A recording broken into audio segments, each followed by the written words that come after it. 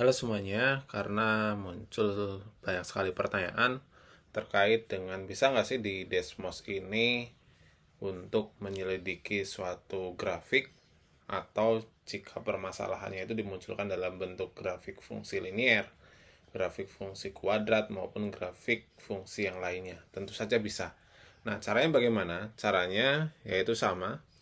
Kita pilih di bagian guru ini, kita buat aktivitas baru kembali, dimana kita pilih bahasanya dulu ke bahasa Indonesia. Nah, dimana seperti biasa kita pilih custom aktivitas ya. Kemudian silakan pilih aktivitas baru. Misalkan kita di sini akan menentukan suatu grafik ya, dengan menggunakan Desmos. Nah, ada dua yang nantinya dapat kita pilih. Yang pertama adalah kalau kita perhatikan di sebelah kiri di sini ada grafik, kemudian ada sketsa, kemudian ada kalkulator grafik. Nah, ini memiliki fungsi tersendiri. Kalau grafik biasanya nanti ditujukan untuk menyelidiki persamaan dari grafik tertentu. Misalkan kita coba pilih grafik. Nah, di grafik ini kalau kita mau memunculkan suatu kurva, yaitu pilih edit grafik, kemudian silakan teman-teman ketikkan aja untuk grafik fungsi yang diinginkan. Misalkan kita akan menggambar grafik fungsi linier, yaitu Y sama dengan X kayak gitu ya. Kemudian selesai. Nah, setelah selesai kita bisa menambahkan catatan. Catatan ini fungsinya untuk menanyakan gitu ya. Misalkan persamaan dari grafik di samping adalah gitu ya. Nah, ini juga pilihannya dapat beberapa pilihan. Dapat berupa pilihan ganda atau jawaban bebas. Kalau mau pilihan ganda, pilih pilihan ganda. Misalkan yang pertama Y sama dengan min X gitu ya. Kemudian tambahkan opsi Y sama dengan X. Kemudian tambahkan opsi Y sama dengan 2X. Kemudian Y sama dengan 3X gitu ya. Nah, misalkan ini tidak usah. Nah, kemudian jawabannya tinggal kita pilih ini. Kemudian kita akan coba lihat pratinjaunya terlebih dahulu. Nah, ini ya. Jadi, persamaan dari grafik di samping adalah nanti siswa tinggal memilihnya. Ini yang pertama. Kemudian yang kedua adalah sketsa.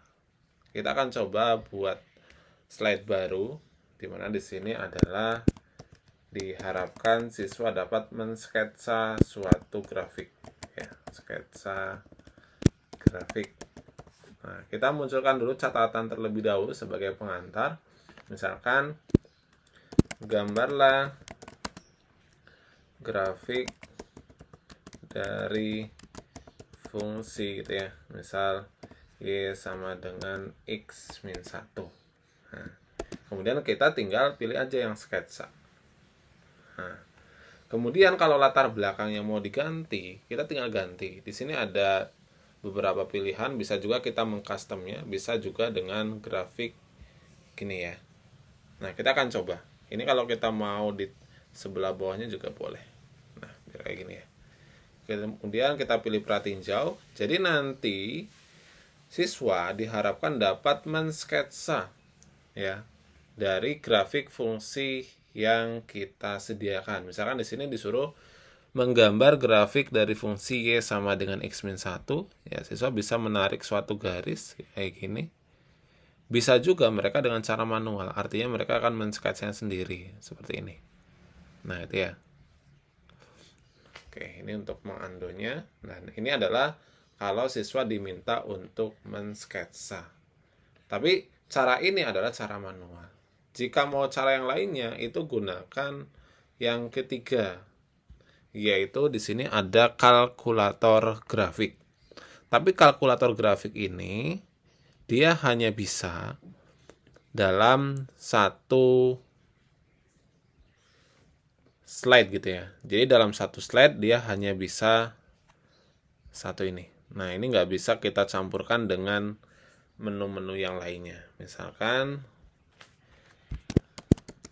coba yang tadi, selidiki apakah grafik fungsi yang telah digambarkan benar. Nah, jadi kita lihat, perhatiin jauhnya. Ini fungsinya adalah untuk menyelidiki. Jadi kalau tadi di sini siswa suruh mensketsa suatu grafik Y sama dengan X-1. Kemudian kalau yang ini, siswa disuruh menyelidiki apakah yang tadi siswa sketsakan itu sudah benar atau tidak.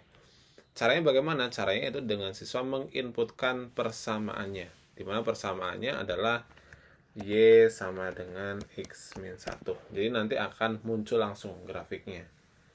Nah, kemudian untuk grafik ini juga bisa digunakan di dalam menentukan daerah himpunan penyelesaian pada masalah program linear atau menganalisis nilai-nilai di dalam fungsi kuadrat ya. Nah, kita tahu bentuk umum dari fungsi kuadrat, kita akan gini dulu, tambahkan dulu. Nah, kita bisa tambahkan ekspresi. Bentuk umum dari fungsi kuadrat itu adalah Y atau Fx ya, dia sama dengan AX kuadrat gitu ya, kemudian ditambah dengan BX, kemudian ditambah dengan C. Kemudian nanti siswa diminta untuk menyelidiki apa yang akan terjadi jika A-nya bernilai positif dan juga A-nya bernilai negatif, dimana nanti pada akhirnya diharapkan siswa dapat menyimpulkannya sendiri. Kemudian kalau kita mau menuliskan keterangan, pilih saja di sini ada note gitu ya. Note di sini misal bentuk umum. Nah, fungsi kuadrat. Nah, agar fungsinya ini tidak dapat diubah, kita bisa nih ya. Oke, menggemboknya. Kemudian kita lihat nanti, kita lihat di perhatiin jauhnya apa yang akan terjadi gitu ya. Nah, misalkan di sini siswa akan menggambarkan Y sama dengan X kuadrat gitu ya, kemudian minus 4.